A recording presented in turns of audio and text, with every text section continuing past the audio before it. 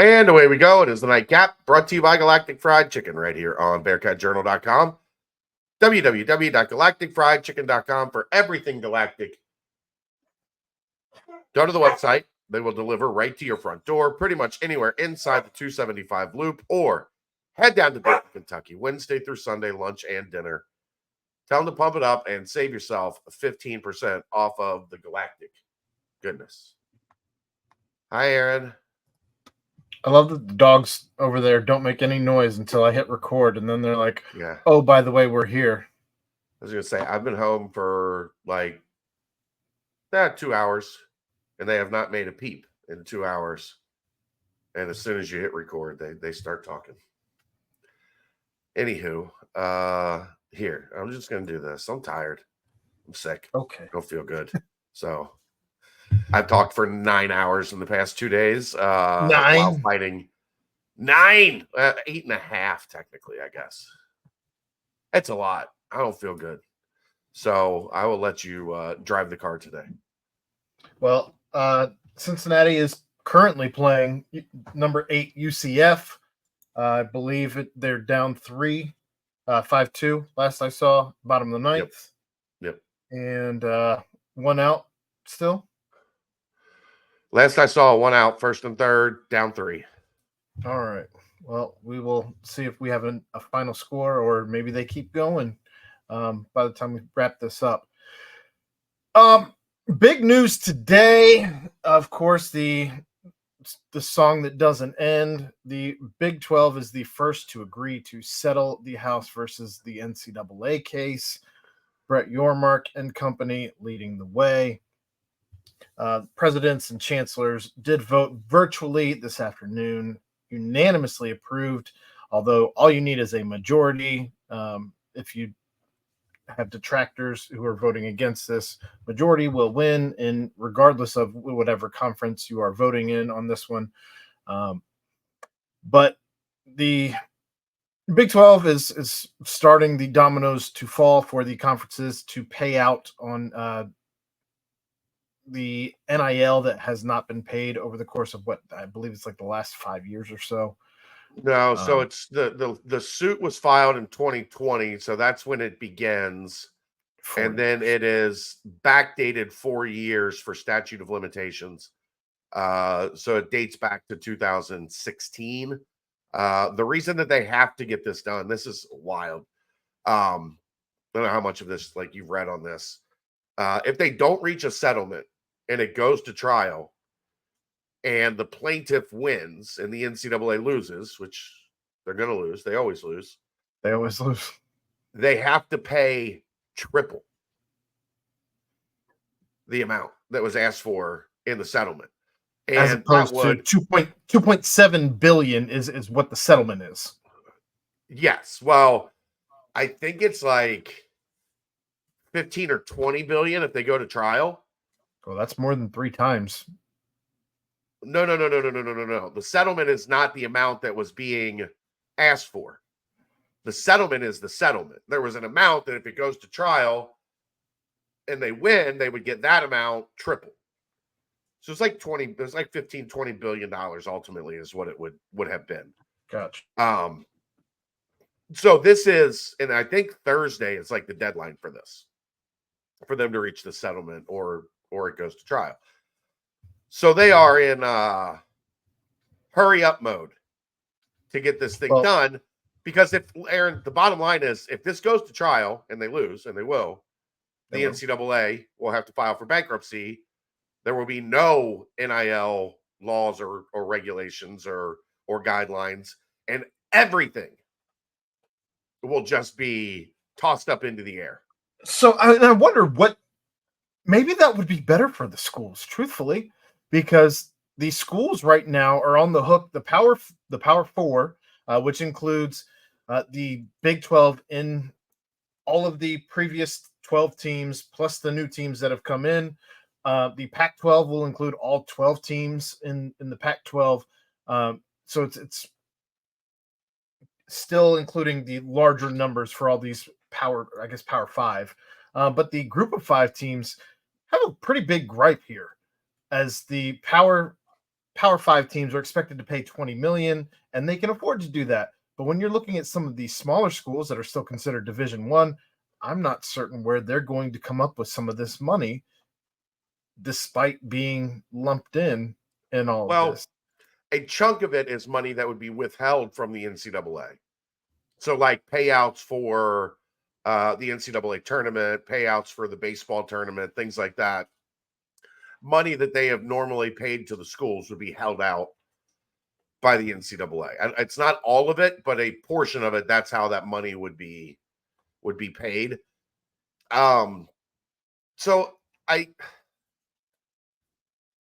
it's simple, like what we deal with when it's like taxes, right?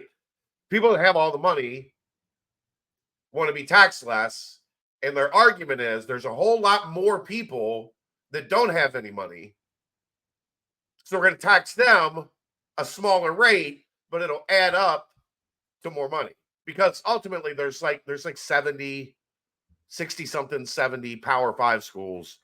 There's 220 something schools that are outside of the power structure. So the argument is there's so many more of them that they should be responsible for a larger chunk of the pie than the people with the fancy houses that live in gated communities. Look at what the revenue was over the course of those years and take a percentage. That's how it should be. Yeah. Make it simple. Why should Ohio State be paying the same as Cincinnati? That doesn't make sense. It doesn't. Why should Texas be paying the same as Cincinnati? That doesn't make sense. It doesn't. And you're also asking, by the way, teams like Coastal Carolina and Liberty to be paying as well. You're asking the Big East schools, some of which don't even have football teams, to pay the same amount as the teams that have football teams. None of them have football teams. I mean, they have there might be like D2 or whatever, but there are no Big East schools with UConn. UConn has a football team. Well, that's a loose interpretation of a football team. But the other 10 do not. I see it. I'm telling you where the power schools are coming from. And guess what? Yeah.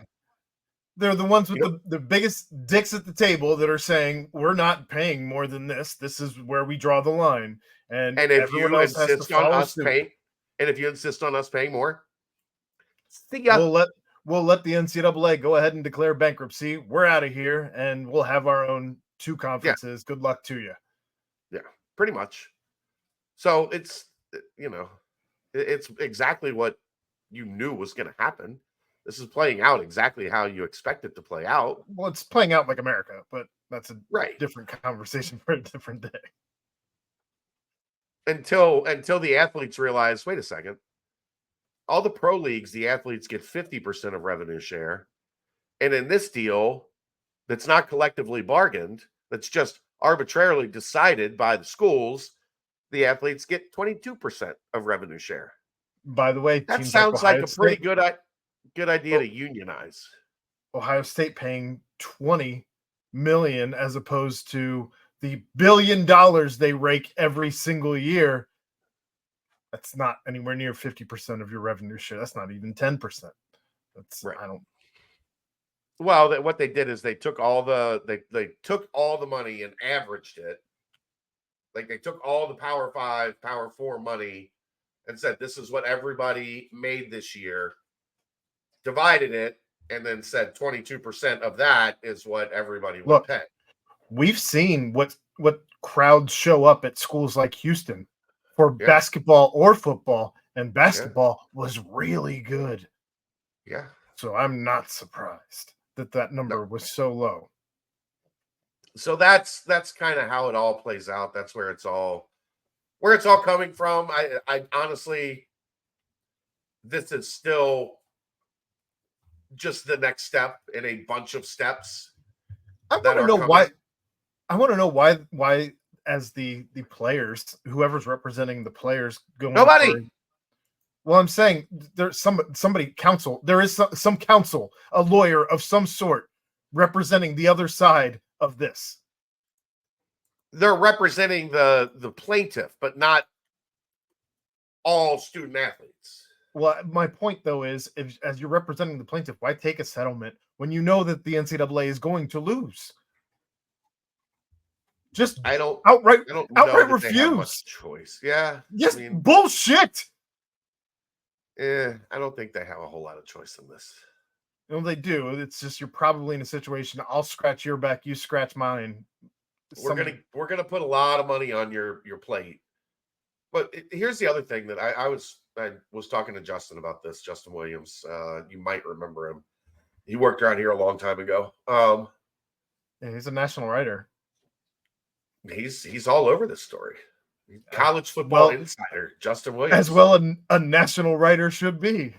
Yeah, what's going to be interesting is how much of, like, when we get into that, Aaron, we get into the $17 to $22 million a year that it's expected to be paid out every year going for forward. each school for like 10 years, I think. Like, that's what this deal is. This settlement, I think, is 10 years. Until that gets sued into oblivion because it's garbage.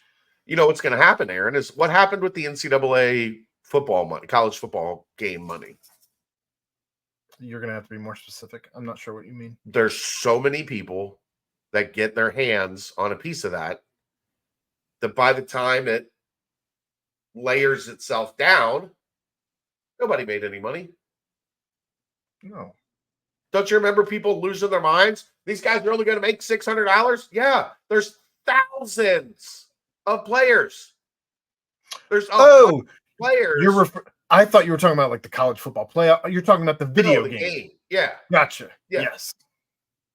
Well, and that was a raw deal as well. They made it a lump sum for each player rather than a percentage because, again, you don't have anybody properly representing any of the student athletes in any of this because they are not a union, which they should be a union. And I keep going back to that conversation we had about Trent Dilfer pushing all of his UAB football players into the union.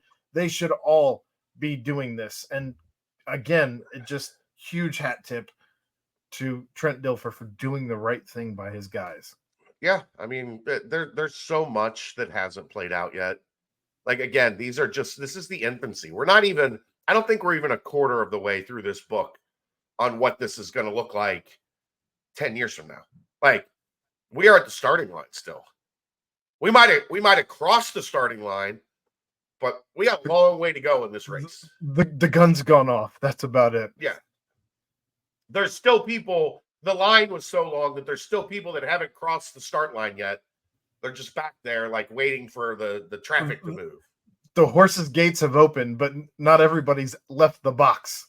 Right. So, I mean, I don't know.